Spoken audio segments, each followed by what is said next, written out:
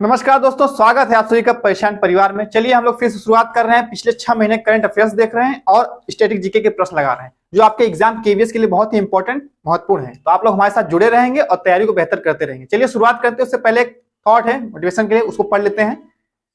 जिंदगी को बेहतर बनाने के लिए मेरे साथ क्या हो रहा है सोचने के बजाय मैं क्या कर सकता हूं ये सोचिए। ठीक है, आपको अगर जिंदगी को बेहतर बनाना है तो क्या हो रहा है ये मत देखिए, क्या हो कर सकते हैं आप वो देखिए। ठीक है, मेहनत करेंगे। आज का हमारा 9वां क्लास है। प्रश्न है आपका, किस राज्य की राष्ट्र समिति जो है टीआरएस, ठीक है, टीआरएस तेलंगाना राष्ट्र समिति, टीआरएस का नाम है तेलंगाना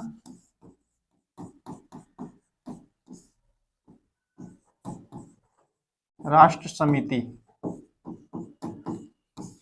ये पार्टी है, इसका नाम बदलकर सीएम के चंद्रशेखर राव, ठीक, चंद्रशेखर राव ने भारत राष्ट्र समिति बीआरएस, ठीक है, कर दिया है। तो ये बताइए कहाँ का, मतलब तेलंगाना राष्ट्र समिति पहले ही बता दिया टीआरएस का, तो आपका कहाँ है ये तेलंगाना। ठीक है, तेलंगाना की पार्टी है। आपका जो नाम बदल दिया है पार्टी का, तेलंगाना राष्ट्र समिति से क्या कर दिया है, भारत राष्ट्र समिति। ठीक है, यहाँ सीएम के कौन है, चंद्रशेखर राव। ऑप्शन आपका ए सही है। अगला प्रश्न देखते हैं क्या है। किस केंद्रीय मंत्री ने श्रीनगर में चौथे हेली इंडिया समिट 2022 का उद्घाटन किया है। ऑप्शन है रेल मंत्री, नागरिक उड्डयन मंत्री, रक्षा मंत्रालय, गृह मंत्रालय। तो बताना है कौन है हेली इंडिया समिट उद्घाटन। ठीक है, तो आपके कौन है, ज्योतिरादित्य सिंधिया, जो आपके नागरिक उड्डयन मंत्री हैं। ठीक है, ऑप्शन बी आपका सही है।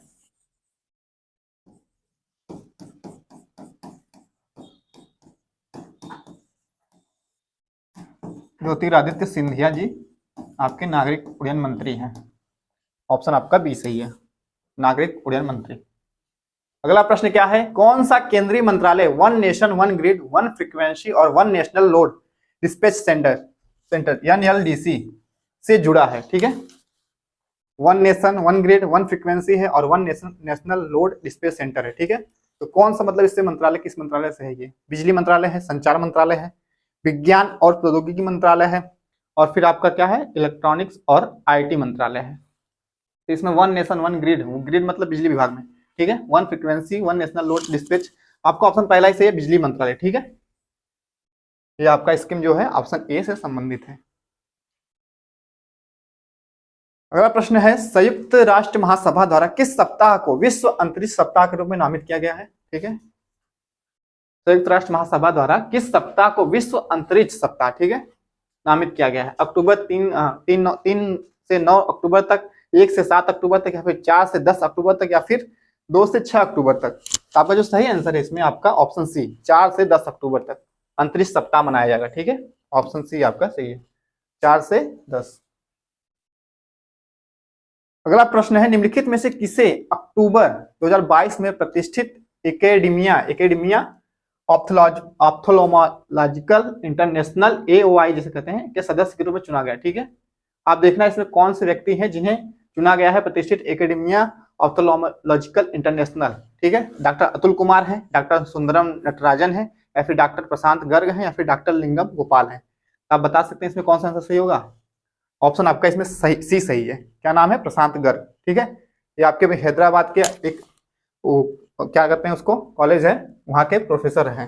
ठीक है, डॉक्टर प्रशांत गर्ग, इनको नामित किया गया है। अगला प्रश्न है, द लास्ट हीरोज नामक पुस्तक के लेखक कौन है। द लास्ट हीरोज, ठीक है, इस पुस्तक के लेखक कौन है। ऑप्शन है शशि थरूर, वी गोपाल सिंह, पी साईनाथ, नेहा मुदगल। बताइए कौन है द लास्ट हीरोज पुस्तक कौन लिखे हैं। आपके ऑप्शन सी है सही, सी, पी साईनाथ। ठीक है, सी, पी साईनाथ। अक्टूबर 2022 में 36वें राष्ट्रीय खेलों में योगासन में स्वर्ण पदक जीतने वाले पहले एथलीट कौन बने हैं। ठीक है, मतलब कि हाल ही में हमारे राष्ट्रीय खेल में 5 नए खेल जोड़े गए थे जिसमें योगासन भी एक था। तो उसमें गोल्ड मेडल जीतने वाले कौन है पूछा है। ऑप्शन क्या है, प्रिया सिंह है, उदय कांबले हैं, रवि कुमार है, पूजा पटेल है। इसमें जो आपका सही है ऑप्शन डी, क्या नाम है, पूजा पटेल, गुजरात की हैं। ये आपके योगासन में गोल्ड मेडल, ठीक है, पहले एथलीट बने हैं जो स्वर्ण पदक जीती हैं। ठीक है, ऑप्शन डी आपका सही है, योगासन में स्वर्ण पदक। वैकल्पिक चिकित्सा के लिए शीर्ष संयुक्त अरब अमीरात पुरस्कार जीतने वाले प्रमुख शिक्षाविद का नाम क्या है? ठीक है, बताना है। वैकल्पिक चिकित्सा के लिए शीर्ष संयुक्त अरब अमीरात पुरस्कार जीतने वाले प्रमुख शिक्षाविद का नाम बताना है। तो ऑप्शन क्या है? वजाहत हुसैन है, के.एस. गिल है, वेणु गोविंद राजू है, फिर है ए.के.एम. घोष। बताइए कौन हो सकता है इसमें? आप देखेंगे आपके अलीगढ़ मुस्लिम विश्वविद्यालय के प्रोफेसर हैं आपके वजाहत हुसैन, इन्हें मिला है संयुक्त अरब अमीरात का पुरस्कार। ठीक है, ऑप्शन ए आपका सही है। अगला प्रश्न, नई पीढ़ी के मध्यम दूरी की बैलिस्टिक मिसाइल का नाम क्या है जिसका परीक्षण किया गया था हाल ही में?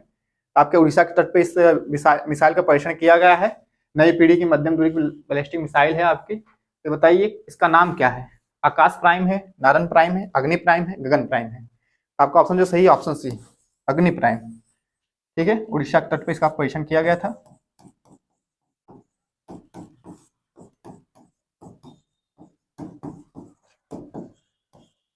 ऑप्शन सी आपका सही है। अगला प्रश्न है, उस कार्यक्रम का नाम क्या है जिसे चुनाव आयोग ने 1 साल तक चलने वाले मतदाता जागरूकता अभियान के लिए आकाशवाणी पर कार्यक्रम प्रसारित किया था, शुरू किया था। ठीक है, तो कार्यक्रम एक मतलब क्या है कि जागरूकता करना है, मतदाता जागरूकता बढ़ाने के लिए एक कार्यक्रम चलाया गया था आपके चुनाव आयोग द्वारा। तो बताना है कौन सा कार्यक्रम था वो। ऑप्शन क्या है? मतदाता जंक्शन था, चुनाव जंक्शन था, रेडियो जंक्शन था, फिर वोटर जंक्शन था। ठीक है, बताना है कौन सा जंक्शन था। मतदाता जंक्शन, चुनाव junction, radio junction, voter junction. तो आपका ऑप्शन जो पहला सही है वही है, पहला मतदाता जंक्शन, ऑप्शन ए सही है। ठीक है, आपका एक कार्यक्रम मतलब कि आकाशवाणी पे ये कार्यक्रम चलाया गया था मतदाता जागरूकता अभियान के रूप में। ठीक है, ऑप्शन ए आपका सही है। अगला प्रश्न है, universal service obligation fund USOF किस केंद्रीय मंत्रालय से जुड़ा है? ठीक है, एक फंड स्कीम है, ये किस केंद्रीय मंत्रालय से जुड़ा है पूछा है। संचार मंत्रालय है, एमएसएमई मंत्रालय है, या फिर वाणिज्य और उद्योग मंत्रालय है, फिर इलेक्ट्रॉनिक्स और आईटी मंत्रालय है।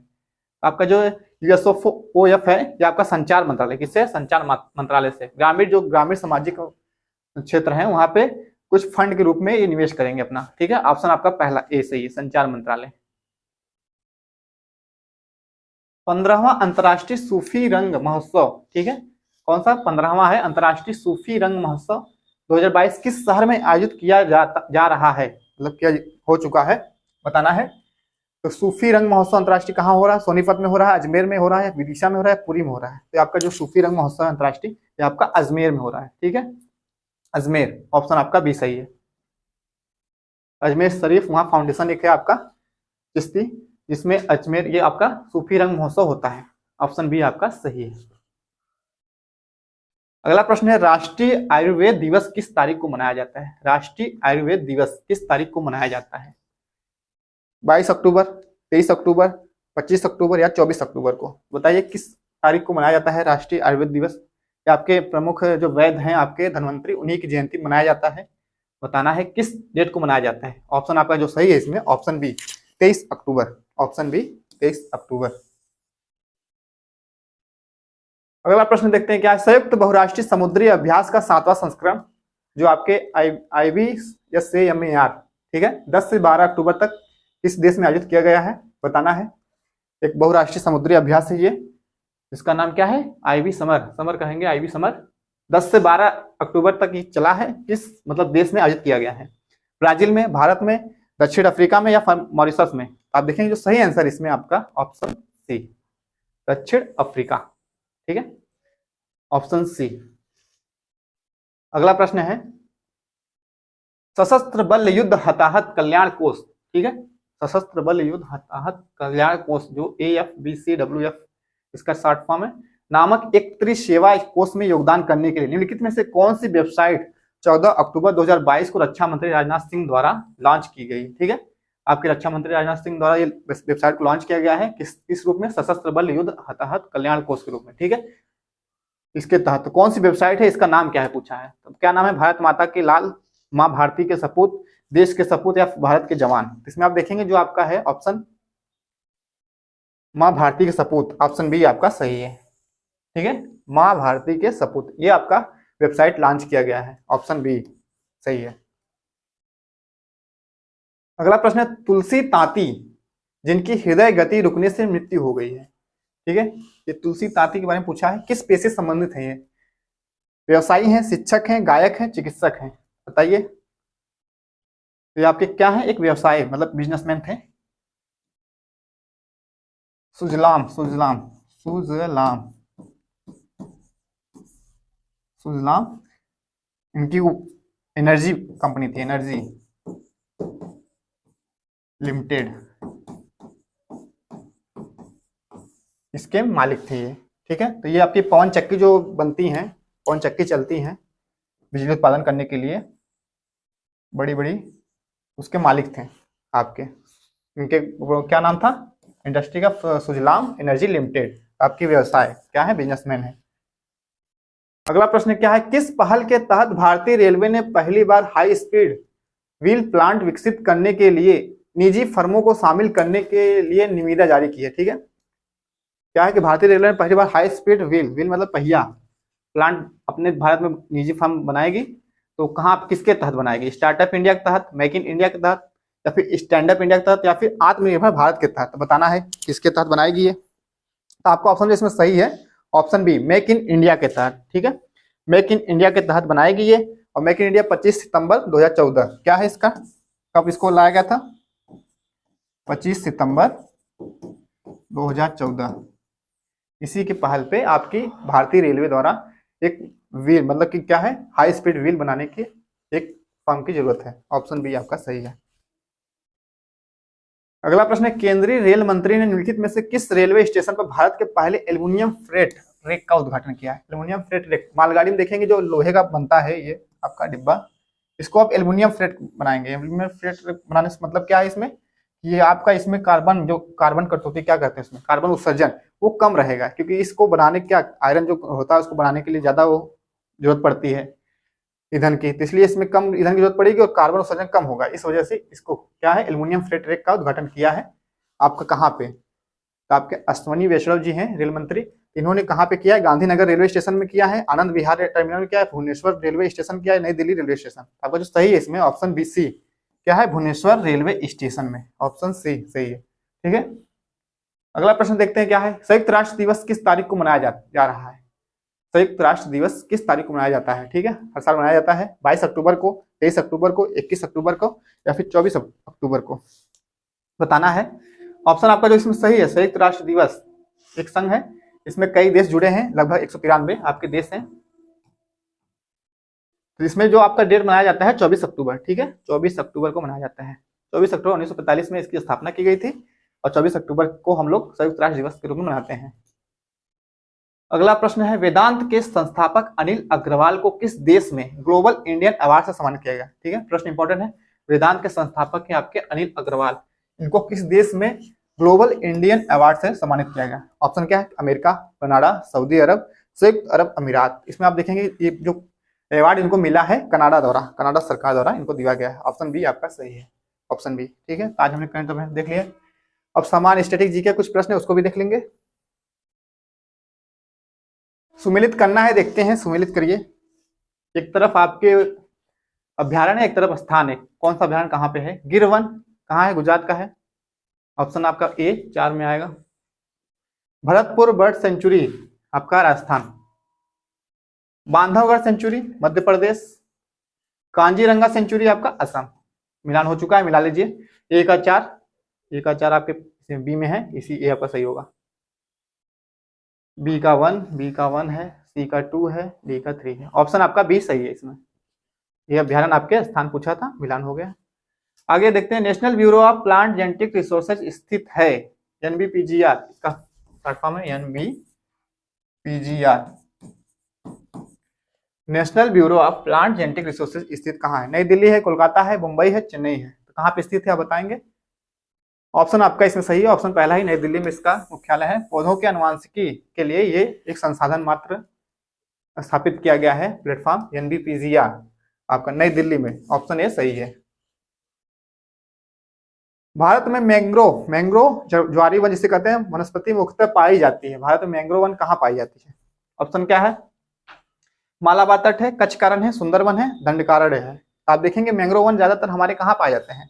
पश्चिम बंगाल जो सुंदरवन है सबसे बड़ा विश्व का मैंग्रोव वन, वहां आप देखेंगे डेल्टा बनता है, तो वहीं पर सबसे ज्यादा मैंग्रोव वन भी पाए जाते हैं। ठीक है, आपका ऑप्शन क्या है? सुंदरवन, पश्चिम बंगाल।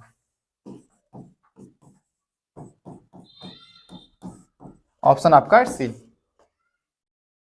अगला प्रश्न देखते हैं, ओजोन बायोस्फीयर को बचाती है, ओजोन बायोस्फीयर को बचाती है। ओजोन जो हमारी ओजोन मतलब कि मंडल है, ओजोन मंडल आपके समताप मंडल में स्थित है, तो वो किस मतलब मंडल किसको बचाती है? इंफ्रारेड किरणों से, एक्सरे किरणों से, अल्ट्रावायलेट किरणों से बचाती है हमको, या गामा किरणों से बचाती है? तो आपका इसमें जो सही आंसर है आपका ऑप्शन सी, अल्ट्रावायलेट किरणें। जो सूर्य की किरणें होती हैं जो पृथ्वी पर आती हैं वो ओजोन परत से छन के आती हैं। ठीक है, अल्ट्रावायलेट किरणें वहीं रुक जाती हैं जो नहीं आ पाती हैं पृथ्वी पे, इसी से बचाती है। ऑप्शन सी आपका सही है।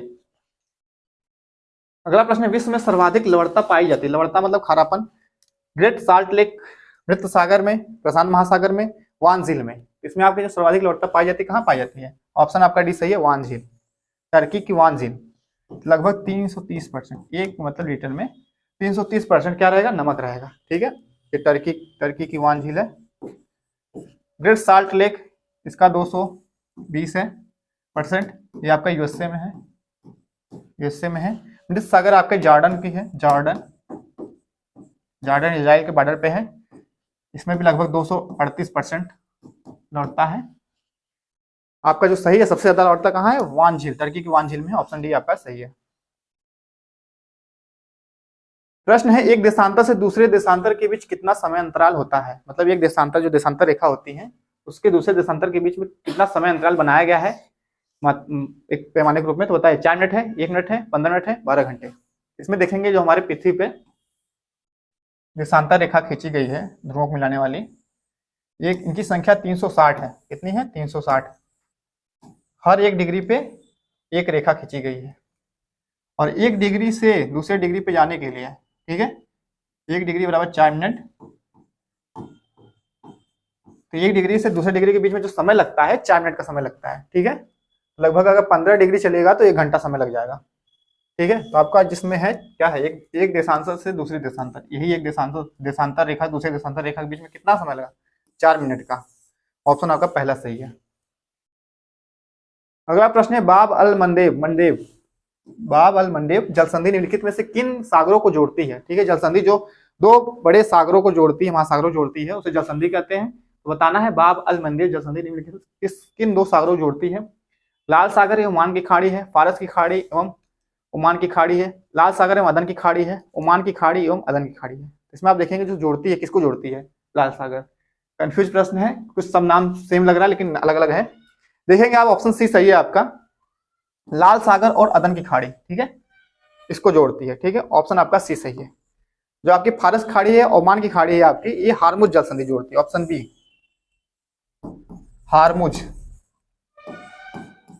हारमुज जल संधि फारस की खाड़ी को ओमान की खाड़ी से जोड़ती है। ठीक है, लाल सागर अदन खाड़ी आपकी क्या है? बाब अल मंडेब जल संधि। ऑप्शन आपका सी सही है।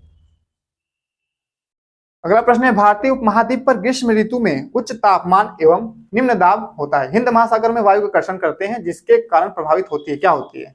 मतलब देखेंगे अब हमारे भारत में क्या होता है, मानसूनी वर्षा कब होती है? भारत में बात करेंगे मानसूनी वर्षा की,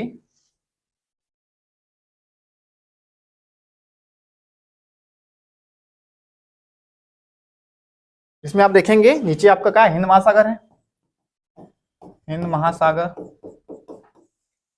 तो जब ग्रीष्म ऋतु होती है तो सूर्य की लंबवत किरण क्या होती है? हमारे कर्क, जो यहाँ पे भारत के बीचों बीच गई है कर्क रेखा, यहाँ पे जब चमकती है ग्रीष्म ऋतु में सूर्य की चमक, तो यहाँ पे आसपास क्या होता है? तापमान बढ़ता है, जिस कारण से वहां पे निम्न दाब, लो प्रेशर होता है। ठीक है, तो लो प्रेशर होता है तो यहाँ पे क्या है, जो हमारा महासागर, हिंद महासागर, अरब सागर है, यहाँ पे साइड में, यहाँ पे हाई प्रेशर रहता है। तो यहाँ से हवाएं जो चलती हैं कहाँ चलती हैं? लो प्रेशर की तरफ ना।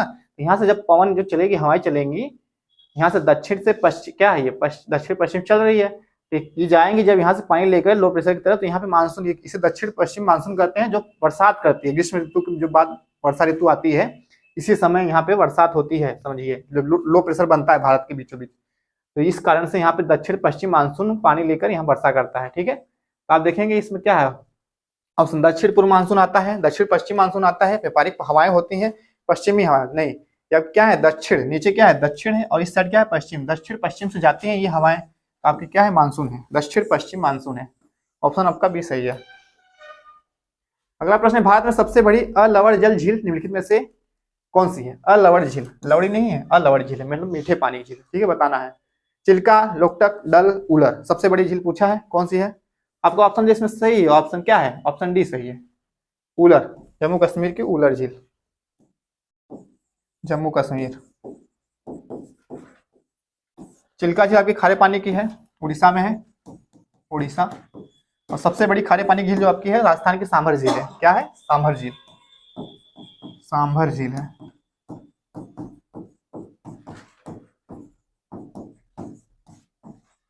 सबसे लवड़ी है।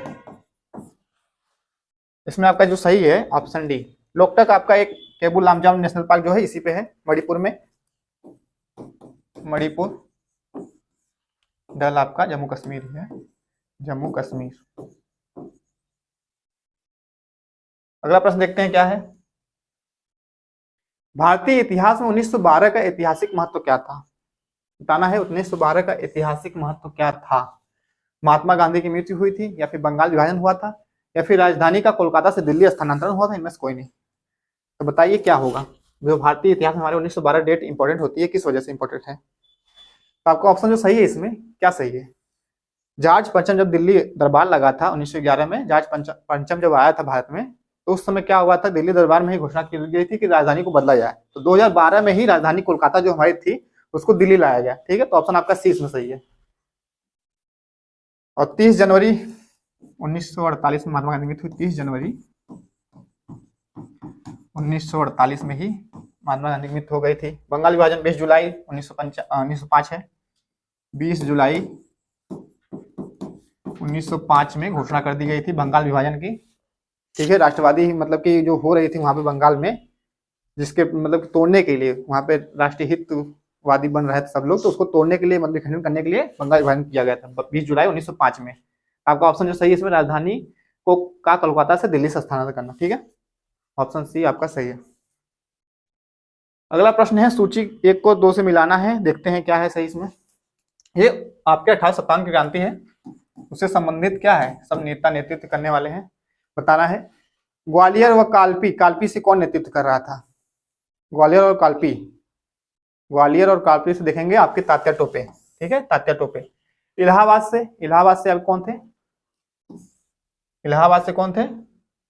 लियाकत अली, इलाहाबाद वाराणसी। अब फैजाबाद से मौलवी अहमदुल्ला, ठीक है। जगदीशपुर से आपके कुंवर सिंह थे, ठीक है। और मेन दिल्ली से आप देखेंगे, दिल्ली से कौन थे? बहादुर शाह जफर, बहादुर शाह दूती या जफर इनको कहते हैं। अब बख्त खां इनके सैनिक थे, उन्होंने नेतृत्व किया था। झांसी से आपकी रानी लक्ष्मीबाई, झांसी से रानी लक्ष्मीबाई। ये 1857 में क्रांति जब हुई थी तो उस समय अपने क्षेत्र से नेतृत्व करने वाले सब व्यक्ति हैं। तो जिसमें पूछा है, मिलान करने के लिए दिया था प्रश्न, मिला लीजिए। ए का 4 है, ए का 4 आपका ऑप्शन, बी का 2, बी का 2, सी का आपका ऑप्शन पहला ही सही है। ए का 4 है, बी का 2 है, सी का 3 है, डी का 1 है, ऑप्शन ए सही है। अगला प्रश्न देखते हैं क्या है। 30 सितंबर 1716 को मुगल बादशाह फर्रुखसियर द्वारा ब्रिटिश कंपनी के नाम जारी फरमान, गोल्डन फरमान जिसे नाम दिया गया था, संबंध में क्या सही है पूछा है, ठीक है। फर्रुखसियर मुगल बादशाह है, तो इन्होंने एक फरमान दिया था ब्रिटिश मतलब कि ब्रिटिश कंपनी को। 30 सितंबर फरमान 1716 में दिया गया था, क्या था एक सही है, बताना है, पूछना है। इसके द्वारा कंपनी को केवल 3000 रुपए के वार्षिक खराज पर निःशुल्क व्यापार करने का अधिकार मिला था, सही बात है ये, हाँ। इसके द्वारा कलकत्ता के आसपास के गांवों की किराए पर खरीदारी के लिए अनुमति मिल गई, हाँ ये भी सही लग रहा है। इसके द्वारा बंगाल के शाही मुद्रालय में सिक्का ढालने की एक मतलब की अनुमति मिली, सिक्का छाप ढालेंगे लोग, अपना टकसाल मतलब खोलेंगे। ऑप्शन ए भी सही है। उपयुक्त सभी आपका डी है, तो मतलब सब सही है, ऑप्शन डी सही होगा इसमें, ऑप्शन डी। मुगल काल की राजभाषा कौन थी?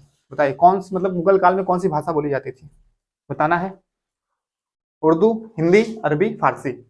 तो बताइए कौन सा आंसर इसमें सही होगा आपका। मुगल काल में राजभाषा कौन थी? ऑप्शन आपका डी, फारसी भाषा। अगला प्रश्न है, कनिष्क के शासनकाल की सर्वाधिक महत्वपूर्ण घटना कौन सी थी? कनिष्क के शासनकाल में सर्वाधिक महत्वपूर्ण घटना पूछा है। इसमें आप देखेंगे बौद्ध संगीति एक है, वही इंपॉर्टेंट है। बौद्ध धर्म का भारत से बाहर प्रसार, ठीक है। जैन धर्म का पुनः उदय, चतुर्थ बौद्ध संगीति गांधार शैली का विकास, इसमें कनिष्क समय में चौथी बौद्ध संगीति हुई थी। ठीक है, आपका ऑप्शन सी सही है। इसमें आप देखेंगे बौद्ध संगीति कितनी हुई थी, 4। आप देखेंगे पहली कब हुई थी, 483 में। ये आपके कहाँ हुई थी, राजगिरी। राजगिरी महाकश्यप इसके अध्यक्ष थे, महाकश्यप। और आपके इसके यहाँ के शासक मतलब उस समय कौन थे, अजातशत्रु।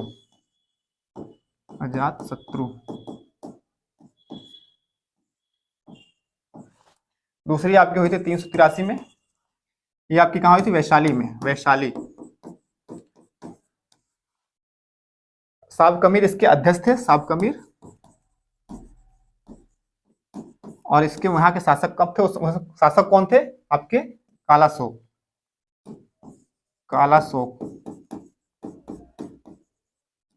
तीसरी जो हुई थी आपकी 250 आपकी ईसा पूर्व है। ये ईसा पूर्व डेट है, ईसा पूर्व। ये आपकी पाटलिपुत्र में हुई थी, पाटलिपुत्र तीसरी वाली।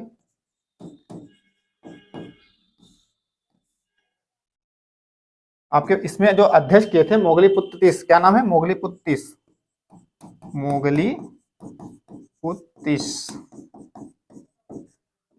और इसके उस समय शासक इसमें कौन थे, अशोक। कौन थे, अशोक। और जो लास्ट चौथी बौद्ध संगीति हुई थी आपकी 98 ईस्वी में हुई थी। कब हुई थी, 98 ईस्वी में ये हुई थी आपकी। और इस कहाँ पे हुई थी, कुंडलवन स्थान था, कुंडलवन जम्मू कश्मीर में है। और इसके अध्यक्ष जो किए थे वसुमित्र नाम था उनका, वसुमित्र। और उसमें शासक कौन था, कनिष्क। ये आपकी 4 बौद्ध संगीतियां हुई थी। आपका इसमें पूछा था कनिष्क के शासन काल में सर्वाधिक चतुर्थ बौद्ध संगीति इंपॉर्टेंट है आपकी, ऑप्शन सी सही है। अगला प्रश्न है, गैम्बिट शब्द किस खेल से संबंधित। गैम्बिट प्रश्न क्या है, गैम्बिट एक शब्द है, किस खेल से संबंधित है बताइए। गोल्फ, पोलो, ब्रिज, शतरंज। ये किससे संबंधित है गैम्बिट। इसमें देखिए ये संबंधित है आपके शतरंज से। जब कोई मतलब कि प्लेयर क्या करता है, अपने मतलब किसी लाभ के लिए अपने एक मतलब प्यादे का कुर्बान कर देता है, उसे कहते हैं गैम्बिट। क्या कहते हैं, गैम्बिट। ऑप्शन आपका डी सही है, गैम्बिट। देखेंगे अगला प्रश्न क्या है, हिंदू मुस्लिम एकता का प्रतीक सुलह कुल उत्सव आयोजित किया जाता है। ठीक है, हिंदू मुस्लिम एकता का प्रतीक है, सुलह कुल उत्सव मनाया जाता है। कहाँ पे आयोजित किया जाता है पूछा है, आगरा में, अलीगढ़ में, इटावा में, बाराबंकी में। तो कहाँ मनाया जाता है ये महोत्सव, आपके आगरा में। ठीक है, आगरा में ताज महोत्सव मनाया जाता है, वहीं पे ये भी सुलह कुल, ऑप्शन ए सही है।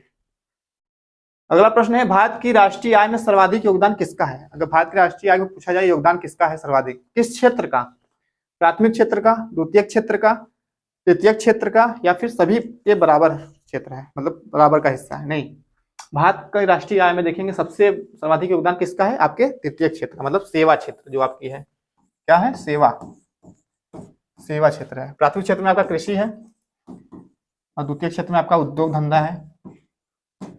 पहले कृषि का योगदान होता था, लेकिन धीरे धीरे क्या हो रहा है, सेवा क्षेत्र बढ़ रहा है आपके राष्ट्रीय आय में। ऑप्शन आपका सी सही है। अगला प्रश्न देखते हैं क्या है, कौन फुटलूज उद्योग का एक उदाहरण है। फुटलूज उद्योग का एक उदाहरण पूछा है। फुटलूज उद्योग क्या होता है, इसमें देखिए कच्चे माल की आवश्यकता पड़ती है। अरे सॉरी, इसमें कच्चे माल की आवश्यकता नहीं पड़ती है। देखिए इसमें क्या है, फुटलूज, कच्चे माल की आवश्यकता नहीं पड़ेगी ऐसा उद्योग। तो तेल शोधक क्या है, इसमें कच्चे माल की आवश्यकता पड़ती है। चीनी में कच्चे माल की आवश्यकता पड़ती है। लेकिन सॉफ्टवेयर क्या है आपका, इसमें कच्चा क्या होगा, कच्चा कोई रहेगा ही नहीं, सब जो होगी पक्का रहेगा। आपका ऑप्शन सी यही सही है, सॉफ्टवेयर। एल्युमिनियम में भी कच्चे मतलब की माल की आवश्यकता पड़ती है, ठीक है, बनाने के लिए। इसको ऑप्शन आपका सी सही है, फुटलूज उद्योग। अगला प्रश्न देखते हैं क्या है, किस राज्य में राष्ट्रपति शासन की प्रारंभिक अवधि कितनी होती है। मतलब किसी राज्य में राष्ट्रपति शासन अगर लग रही है, प्रारंभिक समय में कितना समय रहेगा। लगभग तो ये 3 वर्ष तक लगता है, 3 वर्ष सबसे ज्यादा, मतलब समय अगर लेगा तो 3 वर्ष। लेकिन इसको 6 माह पे लगाएंगे, ठीक है, पहली बार 6 माह पे लगाएंगे, फिर बढ़ाया जाता है 6 माह करके, ठीक है। आपका क्या है इसमें आंसर, राष्ट्रपति शासन बात कर रहा है। 3 आपात है राष्ट्रपति के अंदर, राष्ट्रपति आपात है, राष्ट्रीय आपात है, एक राष्ट्रीय आपात, राष्ट्रपति शासन है,